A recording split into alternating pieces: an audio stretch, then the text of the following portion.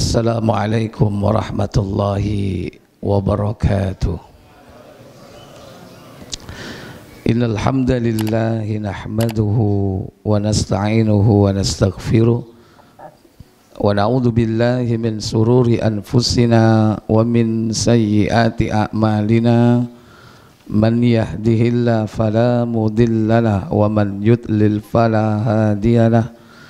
Wa asyhadu an la ilaha illallah wahdahu la syarikalah wa asyhadu anna Muhammadan abduhu wa rasuluhu la nabiyya ba'da. Allahumma salli wa sallim wa barik ala Muhammadin sallallahu alaihi wa ala alihi wa ashabihi wa man tabi'ahum bi ihsanin ila yaumiddin, amma ba'd. Ikhwatal iman, a'izzakumullah. Malam ini kita akan melanjutkan pembahasan kitab Aqidatut Tauhid, memasuki bab baru, yaitu bab yang ketiga insyaallah, Tauhidul Uluhiyah, Tauhid Uluhiyah. Di sini ada sekitar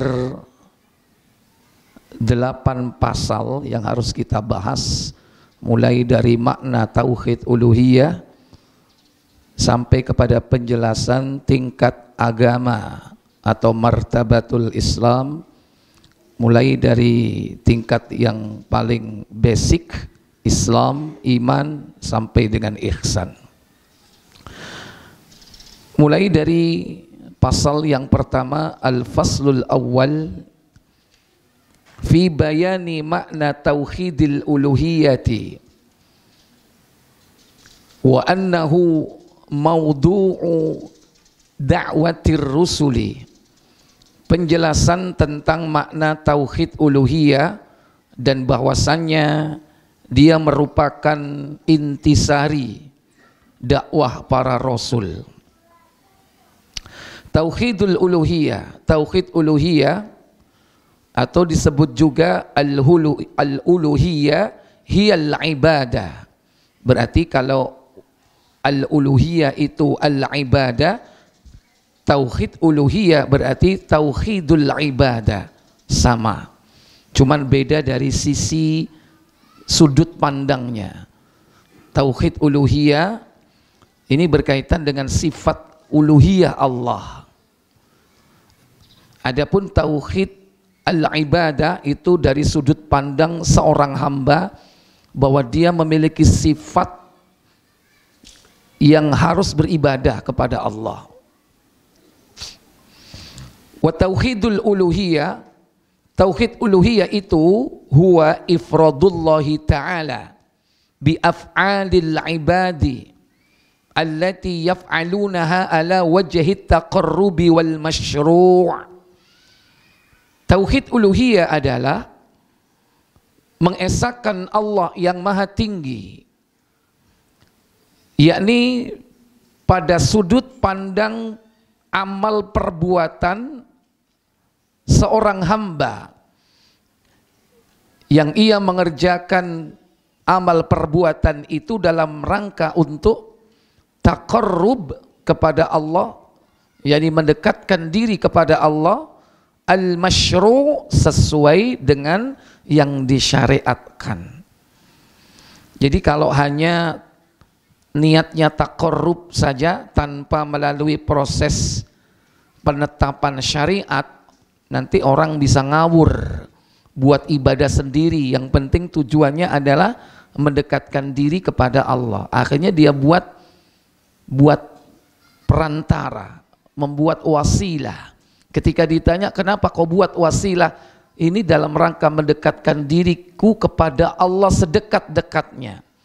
Padahal Nabi tidak mencontohkan cara-cara seperti itu. Jadi ada 2 komponen di sini, mengesahkan Allah dalam sudut pandang amal ibadah yang dilakukan seorang hamba. Yang pertama dalam rangka untuk mendekatkan diri kepada Allah sesuai dengan apa yang disyariatkan.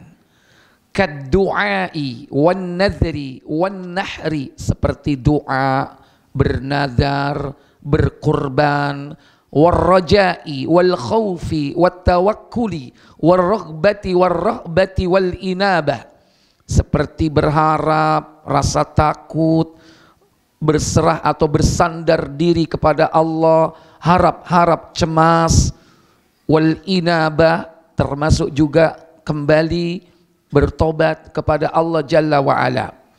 Wa hadza an-naw'u min at-tauhid huwa mawdu'u da'watir rusuli min awwalihim ila akhirihim.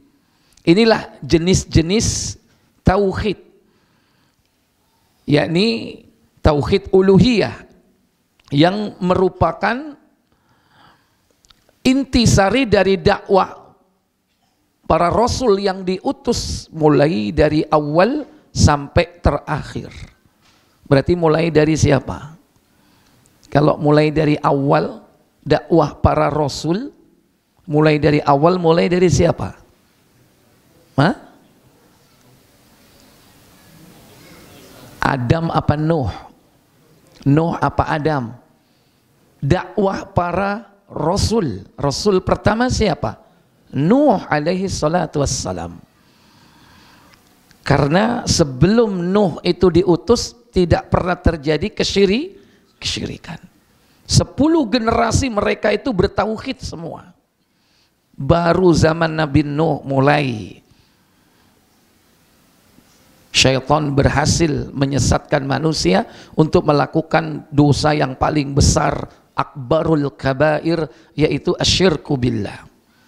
Dan sampai terakhir dakwah para rasul sama, yakni mengajak manusia kembali kepada tauhid uluhiyah, peribadatan hanya kepada Allah semata. Sampai Nabi yang terakhir siapa? Rasul yang terakhir sekaligus Muhammad bin Abdullah sallallahu alaihi wasallam. Kama qala ta'ala, sebagaimana firman Allah Ta'ala dalam surah An-Nahl ayat 36, walaqad ba'athna fi kulli ummatin rasulan an i'budullaha wajtanibut taghut. Dan sungguh telah kami utus pada setiap umat seorang rasul di mana mereka menyerukan an i'budullaha, sembahlah Allah, wajtanibut taghut, dan jauhilah taghut. Wa qala ta'ala, dan juga firman Allah Ta'ala dalam surah Al-Anbiya 21 ayat 25, wa ma arsalna min qablika min rasulin illa nuhi ilaihi annahu la ilaha illa ana fa'budun. Dan tidaklah kami mengutus para rasul sebelum kalian, melainkan telah aku wahyukan kepada mereka bahwasannya tidak ada ilah sesembahan yang hak kecuali aku, fa'budun, maka sembahlah aku. Makna fa'budun di situ sama dengan liya'budun, yakni yuwahidun, yaitu mengesahkan Allah. Wa kullu rasulin yabda'u da'watahu liqaumihi bil amri bit tauhidil uluhiyah. Dan setiap rasul mereka mengawali dakwahnya kepada kaumnya untuk memerintahkan atau mengajak mereka kepada tauhid uluhiyah. Kama qala Nuhin wa Hud wa Salih wa Syu'aib, sebagaimana Nabi Nuh, Hud, Salih, Syu'aib, mereka semua mengatakan dalam surah Al-Ankabut, yakni pertama dalam surah Al-A'raf mulai dari 59, 65, 73, 85, kalimat yang diucapkan, ya qaumi i'budullaha ma lakum min ilahin ghairuh, wahai kaumku, sembahlah Allah saja, sekali-kali tidak ada ilah selain Dia. Bagi kalian tidak ada sesembahan yang hak selain daripada Allah Jalla wa'ala. Ini ada di dalam surah Al-A'raf di 4 tempat ya. Dan itulah yang diucapkan oleh Rasul Nuh, Hud, Saleh, Syuaib. Demikian pula di dalam surah Al-Ankabut pada ayat 16. Wa Ibrahim idh qala liqaumihi ibudullaha wattaqu. Dan Ibrahim ketika dia berkata kepada kaumnya, sembahlah Allah, wattaqu, dan bertakwalah kalian kepadanya, takutlah kalian kepadanya. Wa anzala ala Muhammadin sallallahu alaihi wasallam, dan juga apa yang telah diturunkan kepada Nabi kita Muhammad sallallahu alaihi wasallam di dalam surah Az-Zumar ayat 11. Qul inni umirtu an a'budallaha mukhlishan lahuddin. Katakan Muhammad, sesungguhnya aku diperintah oleh Allah agar aku mengabdi hanya kepada Allah mukhlishan lahuddini, dengan memurnikan ketaatan kepadanya di dalam menjalankan agama. Wa qala sallallahu alaihi wasallam, dan juga sabda Nabi sallallahu alaihi wasallam fi sahihain, dalam hadis Bukhari dan Muslim, qala Nabi sallallahu alaihi wasallam umirtu an uqatilan nasa, aku diperintah untuk memerangi manusia hatta yashhadu, hingga mereka bersaksi alla ilaha illallah, bahwasanya tidak ada ilah kecuali Allah, wa anna Muhammadar Rasulullah, dan bahwasanya Muhammad adalah utusan Allah.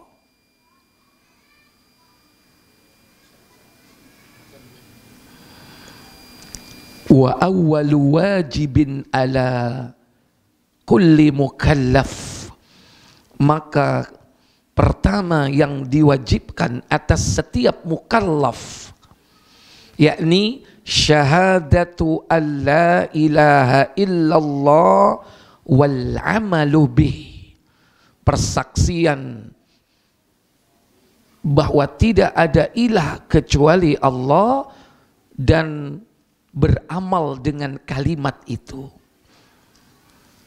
Sebagaimana firman Allah Ta'ala, fa'lam annahu la ilaha illallah wastaghfir li dzambik. Surah Muhammad ayat 19. Fa'lam, maka ketahuilah, berilmulah, tuntutlah ilmu. Tentang apa? Annahu la ilaha illallah, bahwasanya tidak ada ilah sesembahan yang hak kecuali Allah. Wastaghfir li dzambik, dan mohonlah ampun atas segala dosa-dosa kalian. Baik, nanti kita akan lanjutkan sedikit lagi. Silakan dilanjutkan azan Isya dulu. Baiklah Bapak Ibu, saudara-saudari sekalian, kita akan tuntaskan pasal pertama dari bab ini. Kata muallif, wa awwalu ma yu'maru bihi man yuridu ad-dukhuli fil Islam, dan pertama yang diperintahkan bagi orang yang hendak memasuki agama Islam, an-natiqu bisyahadatain, yakni mengucapkan dua kalimat syahadah, terdiri dari syahadatut tauhid wa syahadatur risalah, yakni asyhadu an la ilaha illallah wa asyhadu anna Muhammadar Rasulullah. Fatabayyana min hadza, maka jelaslah dalam hal ini, anna tauhid al-uluhiyyati huwa maqsudu da'watir rusul, bahwasannya tauhid uluhiyah itu adalah merupakan maksud dan tujuan dakwah seluruh para utusan. Berapa jumlah utusan Bapak Ibu? Jumlah rasul berapa? 313 rasul. Banyak. Wa summiya bidzalik, dan disebut demikian li'annal uluhiyata wasfullahi ta'ala, karena al-uluhiyah adalah merupakan sifat Allah yang maha tinggi. Ad-dalu alaihi ismuhu ta'ala Allah. Hal ini ditunjukkan dari nama Allah Ta'ala yang ada pada lafzul jalalah, yakni Allah. Dari dasar kata itulah maka terbentuk kalimat al-uluhiyah. Dan itu merupakan wasfullah, sifat Allah. Fallah, maka Allah terkandung di dalamnya dzul uluhiyah, yang memiliki keuluhiyahan. Apa yang dimaksud keuluhiyahan? Ai al-ma'bud, yaitu sesembahan. Wa yuqalu lahu tauhidul ibadah. Dan juga apabila dikatakan sebagai tauhid ibadah, tauhidul uluhiyah sama dengan tauhidul ibadah. Bi'atibari annal ma'budiyata wasful abdi. Hal ini berkaitan dengan yakni bahwa al-ubudiyah merupakan sifatnya seorang hamba. Kalau al-uluhiyah itu sifat Allah.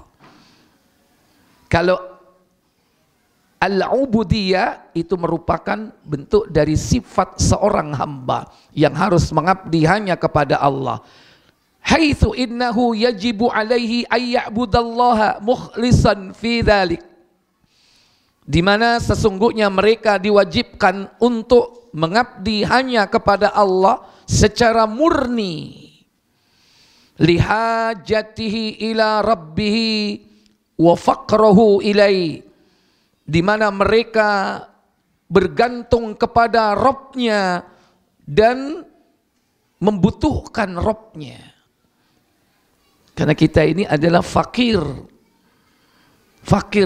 di hadapan Allah, butuh kepada Allah. Qala asy-Syekhul Islam Ibnu Taimiyah rahimahullahu taala, berkata Syekhul Islam yakni Imam Ibnu Taimiyah, wa'lam anna faqral abdi ilallah, dan ketahuilah bahwasannya seorang hamba itu sangat membutuhkan kepada Allah. Ayya'budahu la yusyriku bihi syai'a, yaitu dengan mengabdi kepadanya, beribadah kepadanya, tidak menyekutukan sesuatu, menyekutukan Allah dengan sesuatu apapun. Laisa lahu nadhirun wa yuqasu bih, dan dalam hal ini tidak ada satupun bandingannya kebutuhan hamba kepada Allah dalam rangka untuk apa? Mentauhidkan Allah. Itu kebutuhan yang paling utama dan pertama.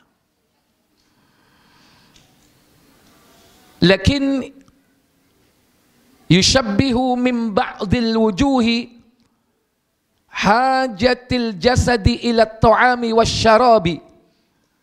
Akan tetapi sebagian dari kebutuhan hajat manusia itu mirip dengan kebutuhannya terhadap at-ta'am wasyarab, yaitu kebutuhannya kepada makan dan minum.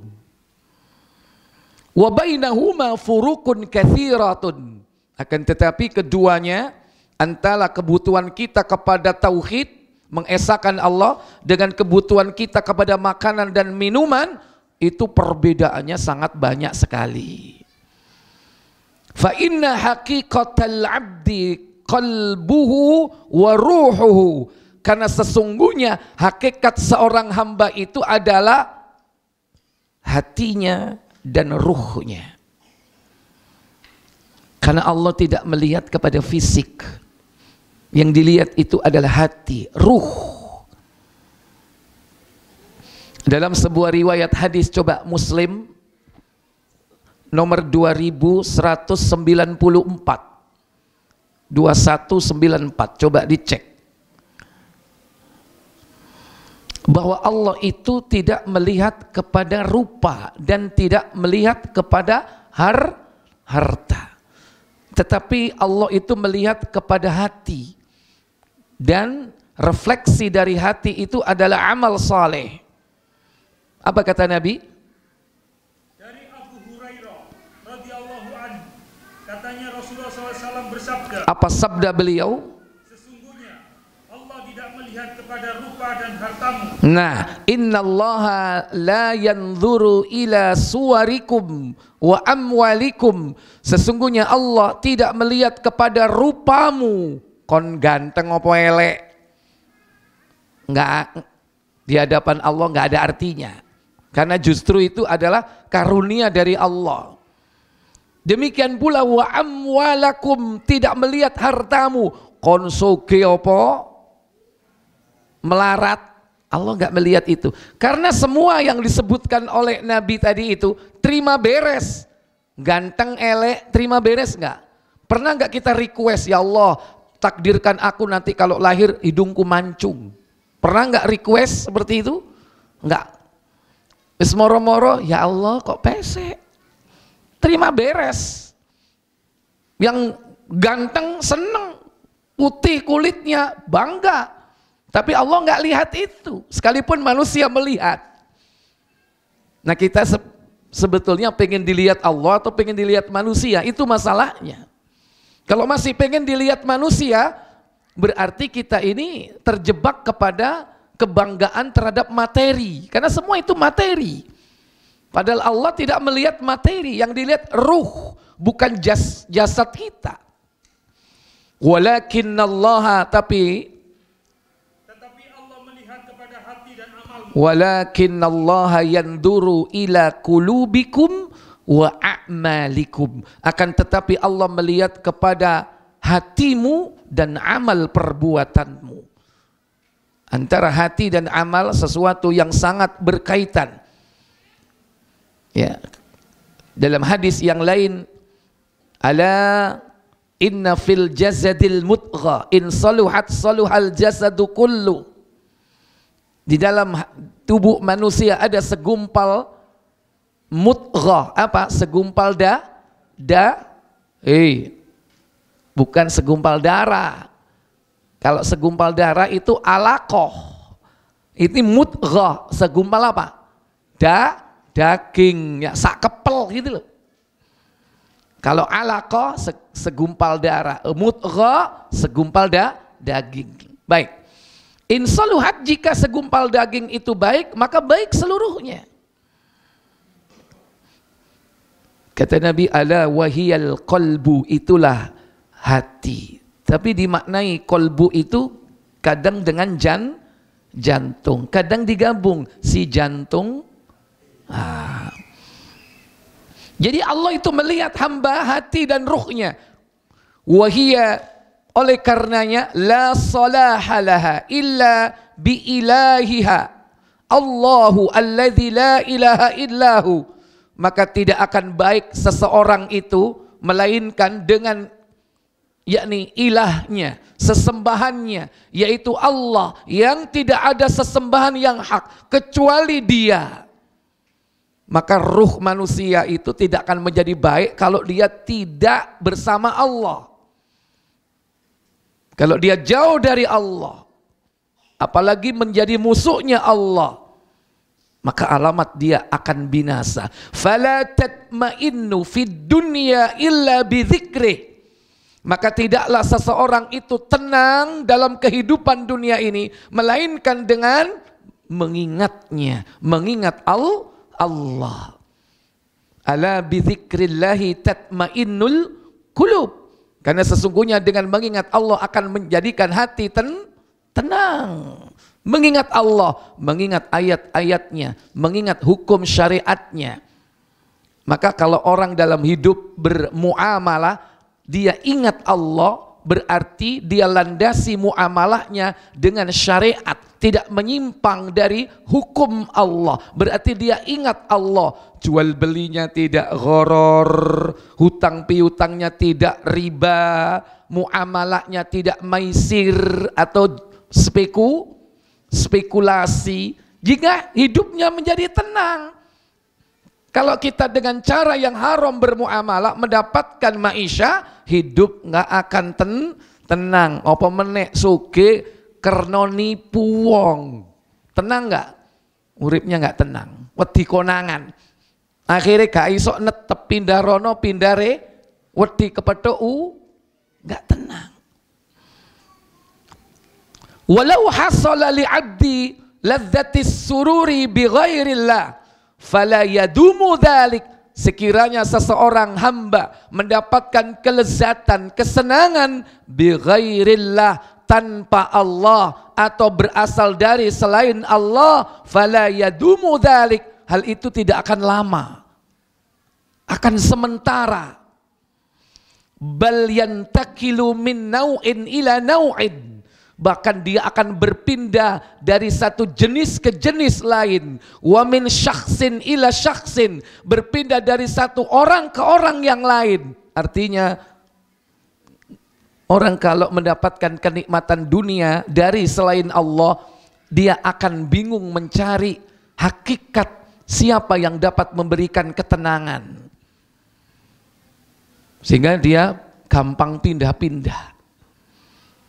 Mari nyembah hewan, nyembah kuburan. Mari kuburan nyembah gerumbul.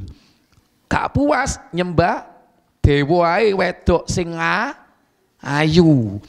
Kenapa? Karena batil, dia akan pindah dari satu jenis ke jenis yang lain karena belum menemukan Allah. Lihat Nabi Allah Ibrahim.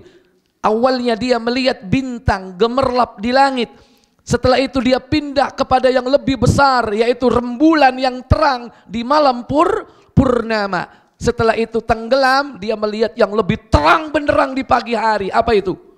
Matahari. Karena dia belum menemukan yang sebenarnya, maka dia akan apa? Pindah. Yantakilu ila nau' minan nau' ila nau'. Dari satu jenis ke jenis yang lain. Sama, dari satu orang ke orang yang lain.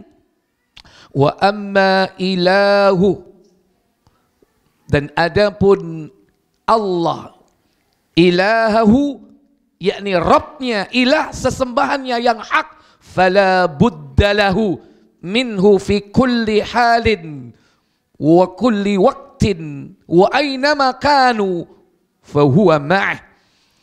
Maka apabila dia telah menemukan ilahnya yang sebenarnya, maka tidak diragukan lagi. Dia akan mendapatkan ketenangan dalam segala keadaan, dalam setiap waktu, dan bahkan di mana saja dia berada, maka Allah akan besertanya.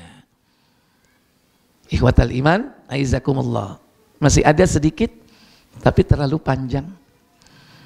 Saya pikir cukup di sini mewakili dari apa yang disampaikan oleh Imam Ibnu Taimiyah, dan ini terdapat nukilannya dari Majmu' Fatawa jilid pertama halaman 24. Wallahu a'lam.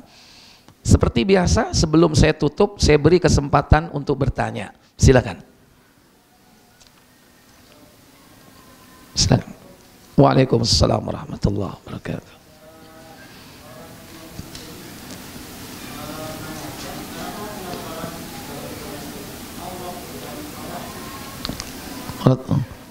Agak nggak jelas, maskernya dibuka ya. Kalau ngomong jangan ditutup ya. Ceramah juga begitu, ustadznya diingatkan kalau ceramah jangan ditutup ya kan. Apalagi ceramahnya 1 jam ya kan, ngelek karbon dioksidanya sendiri ya. Ingatkan ustadz, buka aja, lega. Dan kalau ini masih ada masker, rasanya nggak bisa mangap, kayak ditahan di sini. Ya, jenggotmu yo panas kadang-kadang, kena ababmu ya kan, ngono loh ya. Mbok jangan lebay gitu loh. Nek ceramah yo dicoplok ngono loh ya. Ojo ceramah sik gawe masker ya kan, gitu loh ya. Kalau kita kumpul-kumpul pakai masker ya, silakan.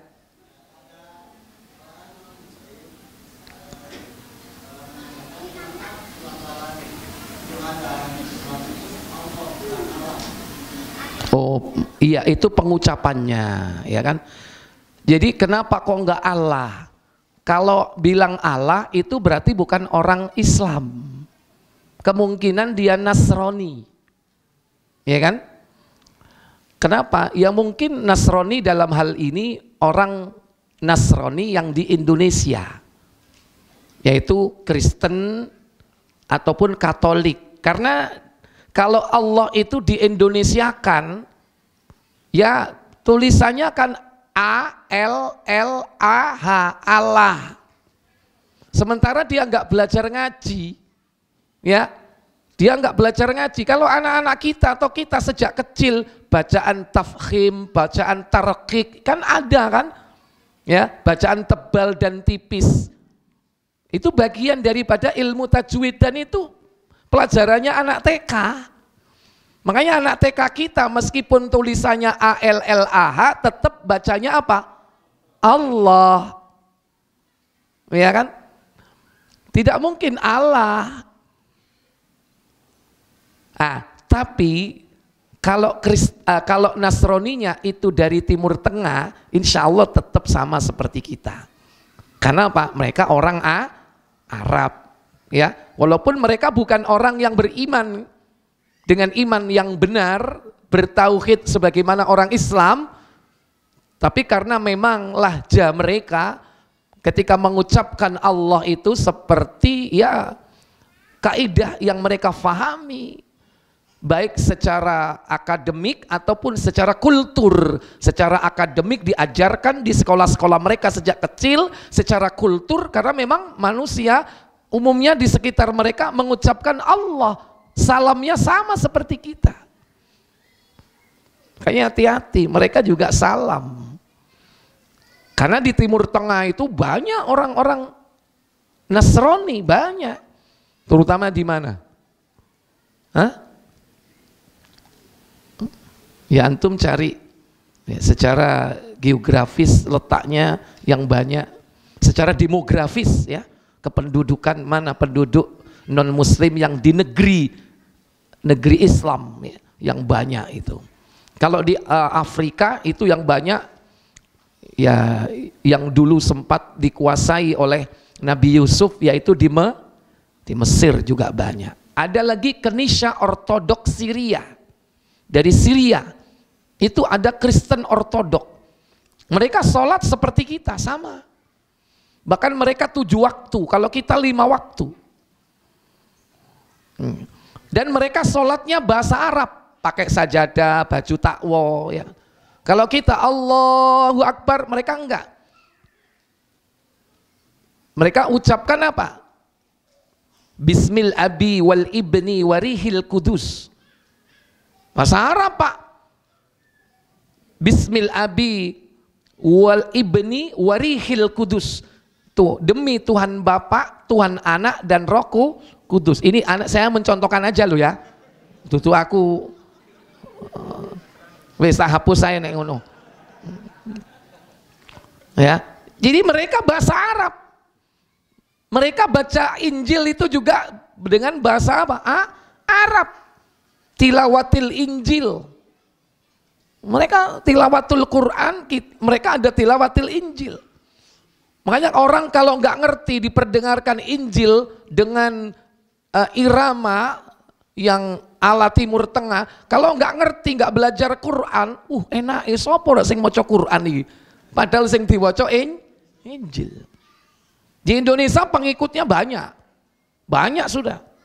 Padahal sudah berapa tahun, 20 tahun yang lalu itu sering mengadakan seminar-seminar.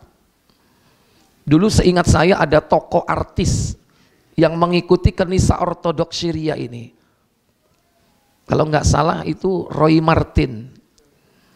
Senenganmu itu, ayo kan, ayo, ya kan, karu nek sampean. Jadi kadang mereka sudah berdakwah melalui kaos. Di mobil juga sering ada stiker. Di belakang tulisannya apa? Abana.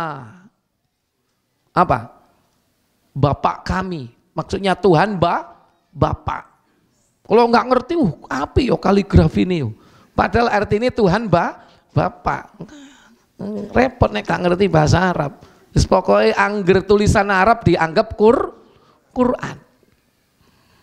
Ono wong maca syair-syair cinta karena bahasa Arab dipikir solawat. Sing nemen maneh dipikir donga, amin. Amin. Diaminno ya kan? Padahal syair-syair cinta. Hanya perlu belajar bahasa Arab ya. Jadi orang Nasrani kalau tanya seperti itu ya karena kita membacanya sesuai dengan sumber di mana Nabi mengajarkan kitab kepada umatnya, yaitu dengan bahasa Arab yang fasih, dan bahkan ada 7 huruf atau istilahnya ada 7 kiroah. Nabi diajari oleh malaikat Jibril 7 macam kiroah, dan Nabi pun membolehkan dan membenarkan 7 macam qiraat tersebut dipelajari ya. Wallahu a'lam. Saya pikir cukup sampai di sini, semoga bermanfaat untuk kita. Kita tutup dengan kafarat majelis. Subhanakallahumma wa bihamdika asyhadu an la ilaha illa anta astaghfiruka wa atubu ilaik. Wassalamu alaikum warahmatullahi wabarakatuh.